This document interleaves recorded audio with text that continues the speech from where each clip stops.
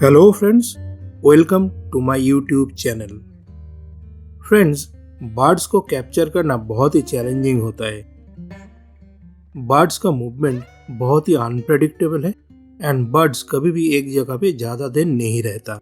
इसलिए इस सिचुएशन में फोटोग्राफर को बहुत कम टाइम मिलता है एक्ट करने के लिए एंड लाइट भी बहुत जल्दी चेंज होता है बर्ड्स के मूवमेंट के साथ।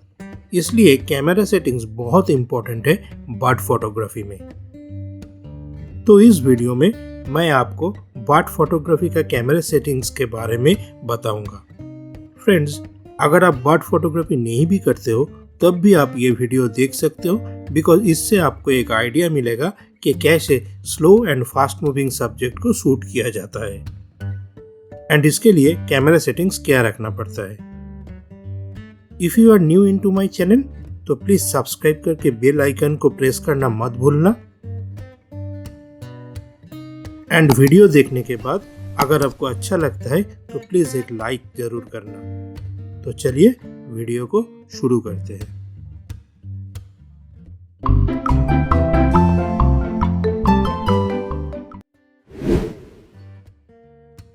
Image file format.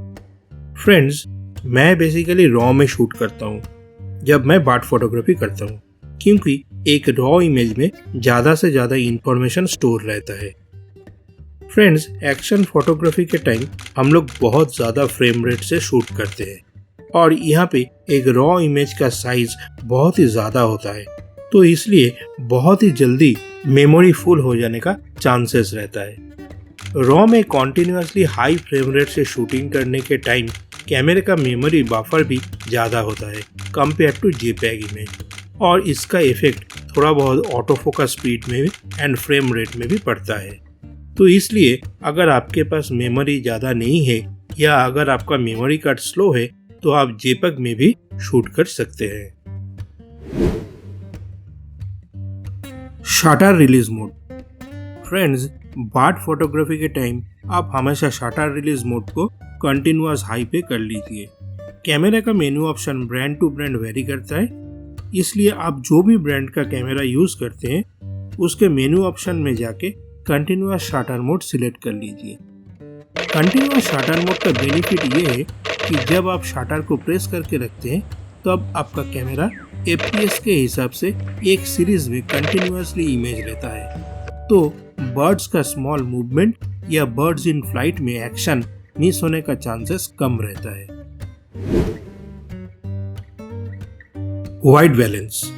Friends, as I told you, birds का मूवमेंट बहुत ही फास्ट होता है एंड मूवमेंट के हिसाब से लाइट की इंटेंसिटी भी चेंज होता रहता है, तो इसलिए प्रेजेंट लाइट के हिसाब से वाइट बैलेंस को चेंज करना फील्ड में प्रैक्टिकली इम्पॉसिबल होता है। तो इसलिए कैमरा का auto white balance is the best option. Friends, अगर आप रॉ में शूट करते हो तो बाद में पोस्ट प्रोसेसिंग में वाइट बैलेंस को अपने टेस्ट के हिसाब से आप चेंज कर सकते हो। Auto focus mode. फ्रेंड्स, अगर आप मूविंग सब्जेक्ट या उड़ते हुए बर्ड्स का फोटोग्राफी करते हो तो कैमरा का ऑटो फोकस मोड को, अगर आप नाइकॉन के यूजर हो तो AFC यानी कंटिन्यूअस सर्वो AF एंड अगर आप कैनन के यूजर हो तो AI सर्वो AF मोड में सेट कर लीजिए। मूविंग सब्जेक्ट का फोटोग्राफी करने के लिए कंटिन्यूअस AF मोड यूज होता है, बिकॉज सब्जेक्ट को फोकस करने के बाद अगर आप फोकस बटन को प्रेस करके रखते हो एंड सब्जेक्ट के मूवमेंट के साथ कैमरा को पैन करते हो तो कैमरा का ऑटो फोकस सब्जेक्ट के फोकस को हमेशा लॉक करके रखता है एंड इस टाइम आप जो भी इमेज क्लिक करते हो उसमें सब्जेक्ट फोकस में रहता है। फ्रेंड्स, अगर आप नाइकॉन का यूजर हो तो आपके कैमरा में कस्टम सेटिंग्स मेनू में जाके ऑटो फोकस को सिलेक्ट कर लो एंड उसके बाद AFC प्रायोरिटी सिलेक्शन में जाके AFC प्रायोरिटी सिलेक्शन को फोकस में सेट कर लो, क्योंकि अगर आप इसको फोकस में सेट करते हो तो AFC मोड में जब आपका सब्जेक्ट फोकस में आएगा तभी कैमरा फोटो क्लिक कर पाएगा, मतलब आउट ऑफ फोकस कंडीशन में कैमरा फोटो नहीं क्लिक करेगा। Auto focus area mode. Friends, camera में ऑटो फोकस एरिया मोड को चेंज करके हम कैमरा को बता सकते हैं कि वो अपने ऑटो फोकस पॉइंट्स को कब और कैसे यूज करेगा। तो फ्रेंड्स, बर्डिंग के लिए या बर्ड्स को उड़ते हुए कैप्चर करने के लिए अगर आप नाइकॉन के यूजर है तो अपने कैमरा में ऑटो फोकस एरिया मोड को डायनामिक AF एरिया मोड में सेट कर लीजिए। एंड अगर आप कैनन के यूजर है तो ऑटो फोकस एरिया मोड को AF पॉइंट एक्सपेंशन मोड में सेट कर लीजिए। तो फ्रेंड्स, इस AF एरिया मोड में सिंगल पॉइंट या वन शॉट AF के जैसे आपको सिलेक्टेड ऑटो फोकस पॉइंट में आप बढ़िया फोकस पा सकते हो। एंड यहाँ पे फोकस बटन को प्रेस करके सब्जेक्ट को फोकस करने के बाद अगर आपके सब्जेक्ट मूव करता है तो कैमरा आपके ऑटो फोकस पॉइंट का सराउंडिंग ऑटो फोकस पॉइंट को यूज करते हैं और आपके सब्जेक्ट को ट्रैक करते हैं। एंड यहाँ पे आपको भी आपके सब्जेक्ट के मूवमेंट के साथ कैमरा को पैन करना पड़ेगा ताकि कैमरा सिलेक्टेड फोकस पॉइंट के आसपास रहे। फ्रेंड्स, अगर आप नाइकॉन का यूजर है तो आप अपने नाइकॉन की कैमरा में नंबर ऑफ AF पॉइंट्स के हिसाब से डायनामिक AF एरिया मोड में कितना AF पॉइंट एक्टिव रखेंगे वो आप 9, 11, 21, 39 या 51 AF पॉइंट से चूज कर सकते हैं। तो मैं बेसिकली बर्ड्स का फ्लाइंग शॉट के लिए 9 AF पॉइंट्स को एक्टिव रखता हूँ, बिकॉज हम जब बर्ड्स का फ्लाइंग शॉट कैप्चर करते हैं तब बर्ड्स का जो पोर्शन परफेक्टली फोकस में चाहिए होता है वो है बर्ड्स का आईज, जो कि एक फ्रेम का बहुत ही स्मॉल पार्ट होता है। और ऐसे सिचुएशन में अपने कैमरा का सेंटर ऑटो फोकस को बर्ड्स के आईज के या हेड के आसपास रखने का ट्राई करता हूँ। जैसे मैंने यहाँ पे कहा कि डायनामिक AF एरिया मोड में कैमरा आपके सिलेक्टेड ऑटो फोकस पॉइंट्स के आपके सब्जेक्ट को फोकस लॉक करता है और आपका सिलेक्टेड ऑटो फोकस पॉइंट तभी उसके सराउंडिंग ऑटो फोकस पॉइंट को यूज करता है जब आपका सब्जेक्ट सिलेक्टेड ऑटो फोकस के बाहर चला जाता है। तो इस सिचुएशन में अगर आप नाइकॉन का 39 एंड 51 AF पॉइंट को एक्टिव रखते हो तो आपका सब्जेक्ट आपके सिलेक्टेड ऑटो फोकस पॉइंट के बाहर चला जाने के टाइम ऑटो फोकस का सराउंडिंग किसी भी ऑटो फोकस कैमरा यूज कर लेता है। इसलिए आपका कैमरा बर्ड्स के आईज या हेड को फोकस ना करके उसका डिफरेंट जगह पे फोकस कर लेता है। मॉडर्न नाइकॉन कैमरा में और एक AF एरिया मोड देखने को मिलता है, वो है ग्रुप AF एरिया मोड, जो कि बहुत ही इफेक्टिव है मूविंग सब्जेक्ट को ट्रैक करने के लिए। अगर आप कैनन के यूजर है तो आप कैनन के डिजिटल SLR में ऐसा कुछ AF एरिया मोड देखने को मिलेगा, like zone AF and large zone AF, जो कि बहुत ही इफेक्टिव है मूविंग सब्जेक्ट को ट्रैक करने के लिए। Shutter speed. Friends, flying birds को शूट करने के लिए आप शटर प्रायोरिटी मोड या मैनुअल मोड में शूट कर सकते हो। मैं एक्चुअली फुल मैनुअल मोड में ही शूट करना पसंद करता हूँ। बर्ड्स फोटोग्राफी में मोस्ट इम्पोर्टेंट है शटर स्पीड। अगर आप बर्ड्स को उड़ते हुए कैप्चर करना चाहते हैं तो कैमरा के शटर स्पीड को हाई में रखिए। लार्ज बर्ड्स को उड़ते हुए कैप्चर करने के लिए शटर स्पीड को मैं 1/500 ऑफ ए सेकेंड या 1/800 ऑफ ए सेकेंड जनरली रखता हूँ। स्मॉल बर्ड्स का विंग्स का मूवमेंट बहुत फास्ट होता है, इसलिए शटर स्पीड को बहुत ज़्यादा इंक्रीज करना पड़ता है।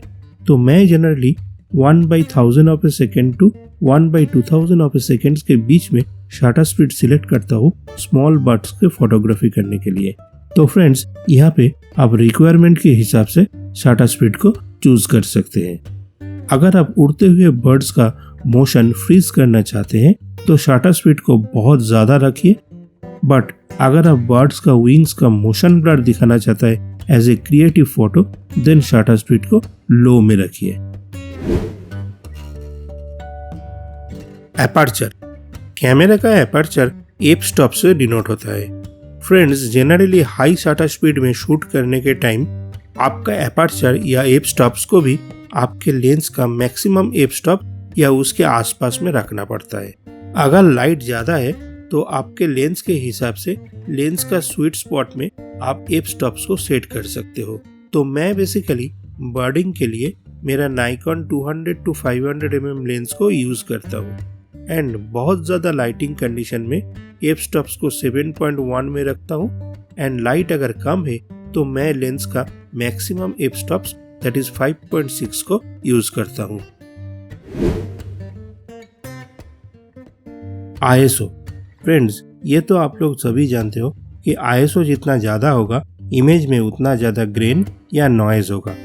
बर्ड्स इन फ्लाइट में शूट करने के टाइम हाई शटर स्पीड के साथ हाई ISO को भी रखना पड़ता है, बिकॉज बर्ड्स का मूवमेंट बहुत ही ज़्यादा अनप्रेडिक्टेबल होता है एंड उसके साथ लाइट का इंटेंसिटी भी फ्लैक्चुएट करता है। इसलिए मैं यहाँ पे रेकमेंड करूँगा कि आप मैनुअल मोड में ऑटो ISO को यूज़ कीजिए। तो ये करने के लिए नाइकॉन के कैमरा में मेनू पे ऑप्शन पे जाइए एंड यहाँ पे शूटिंग मेनू में आपको ISO सेंसिटिविटी सेटिंग देखने को मिलेगा। तो आप यहाँ पे ऑटो ISO सेंसिटिविटी कंट्रोल को ऑन कर लीजिए। यहाँ पे मैक्सिमम ISO को मैं जनरली 3200 में रखता हूँ एंड मिनिमम ISO सेंसिटिविटी को मैं 100 पे रखता हूँ। ऐसा करने से ऑटो ISO में भी आपका ISO 3200 से ज़्यादा ऊपर नहीं जाएगा, बिकॉज 3200 के ऊपर इमेज में ज़्यादा नॉइज चला आता है। फ्रेंड्स, मैनुअल मोड में ऑटो ISO का जो मेन एडवांटेज है वो ये है कि हर टाइम लाइट चेंज होने पे या शटर स्पीड या एपर्चर चेंज होने पे ISO को चेंज करना नहीं पड़ता। Camera shutter speed and aperture के हिसाब से ISO को ऑटोमेटिक सिलेक्ट कर लेता है। मीटरिंग मोड फ्रेंड्स, बर्डिंग के लिए आप स्पॉट मीटरिंग का यूज कर सकते हो। मैं basically birds in flight photography में मैट्रिक्स मीटरिंग मोड यूज करता हूँ एंड बर्ड्स का एक्शन कैप्चर करने के लिए भी मैं मैट्रिक्स मीटरिंग मोड का यूज करता हूँ। तो फ्रेंड्स, जो मेन कैमरा सेटिंग्स है वो ऑलरेडी मैं वीडियो में आपके साथ डिस्कस कर चुका हूँ। यहाँ पे मैं और एक सेटिंग्स के बारे में नहीं बताया, वो है बैक बटन फोकसिंग। तो मैं बैक बटन फोकसिंग के ऊपर एक डेडिकेटेड वीडियो बाद में बनाऊंगा। तो फ्रेंड्स, कैसा लगा आपको ये वीडियो? अगर आपको ये वीडियो अच्छा लगा तो please like, comment and share करना वीडियो को, क्योंकि आपका एक लाइक मुझे ऐसा वीडियो बनाने में मोटिवेट करता है। If you have any question, आप कमेंट बॉक्स में मुझे पूछ सकते हो, मैं उसका ज़रूर रिप्लाई करूँगा। You can also contact me on my Facebook and Instagram. ID description में आपको मिल जाएगा। तो आज इस वीडियो में बस इतना ही। जल्दी मिलता हूँ नेक्स्ट वीडियो में।